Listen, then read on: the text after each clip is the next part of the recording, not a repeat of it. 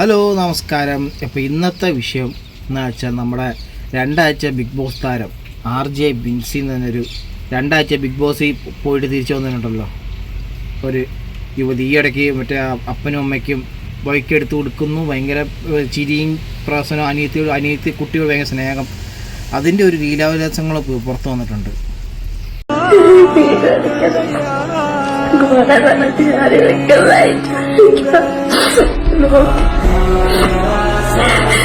Video കണ്ടു മാത്രം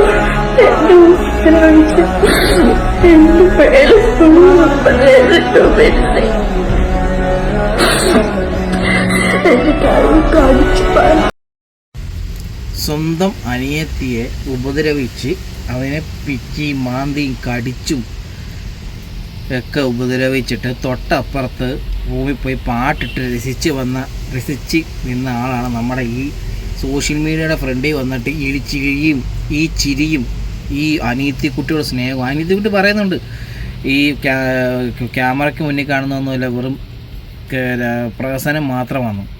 ഇവിടെ വണ്ടി എടുക്കാൻ നേരത്ത് ഇവിടെ ജനിപ്പിച്ച അച്ഛനും അമ്മയ്ക്കും വണ്ടി എടുത്തു കൊടുത്തു, അനിയത്തി കുട്ടിയും കൊണ്ട് വണ്ടി ഓടിപ്പിക്കുന്നു.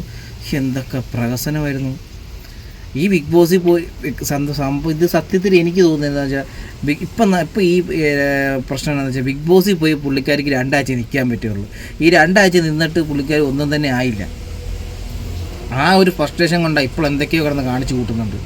ആദ്യമേ ഡ്രസ്സിങ്ങിൻ്റെ ഒരു വന്ന് ഡ്രസ്സിങ്ങിൻ്റെ ഇത് വന്ന് കുറേ റീച്ച് പിടിച്ച് പറ്റി. അത് കഴിഞ്ഞ് നമ്മുടെ ഇത് ഏതോ ഒരു 50,000 ചെറുക്കനെ, ജോലിയില്ലാത്ത ചെറുക്കനെ കല്യാണം കഴിക്കണം, 50,000 രൂപ യൂട്യൂബിൽ വരുമാനം അങ്ങോട്ട് കൊടുത്തതാന്നൊക്കെ പറഞ്ഞ് പിന്നെയും കുറേ ഇതൊക്കെ ആയിട്ട് വന്നു. ഞാൻ ചോദിക്കുന്നത്, അപ്പോൾ ഇത്രയും പ്രശ്നങ്ങൾ ആ വീട്ടിൽ ഉണ്ടായിട്ട് ഇവരുടെ അച്ഛനും അമ്മയൊന്നും പിന്നെ അച്ഛനും അമ്മയും ഇതിനകത്തൊന്നും ഇടപെടത്തില്ല. ഈ ഒരു മകളിങ്ങനെ കരഞ്ഞ് ഇത്ര പ്രശ്നമായി ഇവർ അച്ഛനും അമ്മയും വീട്ടിൽ കിട്ടി. അതാണ് എൻ്റെ ചോദ്യം.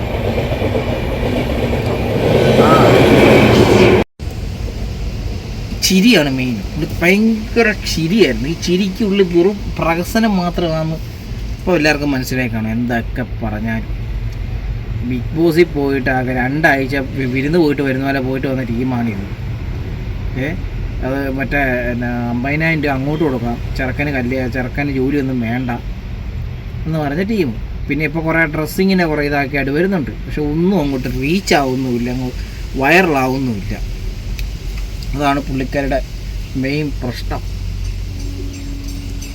അപ്പോഴോ ഇനിയിപ്പം എന്ത് തന്നെ ഇതിൻ്റെ റിയാക്ഷൻ വീഡിയോ ആയിട്ട് വന്നാലും ഇതിൻ്റെ ഒരു എക്സ്പ്ലനേഷൻ ആണെന്നാണ് പറഞ്ഞിട്ടൊന്നും ഒരു കാര്യമില്ല. കാരണം സ്വന്തം പെങ്ങള് തന്നെയാണ് ഇതിട്ടിരിക്കുന്നത്.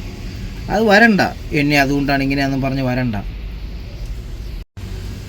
സംഭവം ഇതായി ലൈവിൽ പോയി കഴിഞ്ഞ് വീഡിയോ പ്രചരിച്ച് തന്നപ്പോൾ നൈസായിട്ട് വീഡിയോ ഡിലീറ്റ് ആക്കിക്കുകയോ പ്രൈവറ്റ് ആക്കിയൊക്കെ ചെയ്തു. പക്ഷേ അതിന് മുമ്പ് തന്നെ വീഡിയോ എല്ലാം വെളിയിൽ വന്ന് ഇത്ര ഇതാവുമെന്ന് ഓർത്തില്ല പുള്ളിക്കാരി. അപ്പോൾ ഇനിയെങ്കിലും സമൂഹത്തിന് മുമ്പ് ഇങ്ങനെ വന്നിട്ട് ഇളിക്കാതിരിക്കുക. ആ ഇളിയുടെ ഉള്ളിൽ ഒരു രാക്ഷസി ഉണ്ടെന്ന് ഇന്നലെ കൊണ്ട് എല്ലാവർക്കും മനസ്സിലായിട്ടുണ്ട്.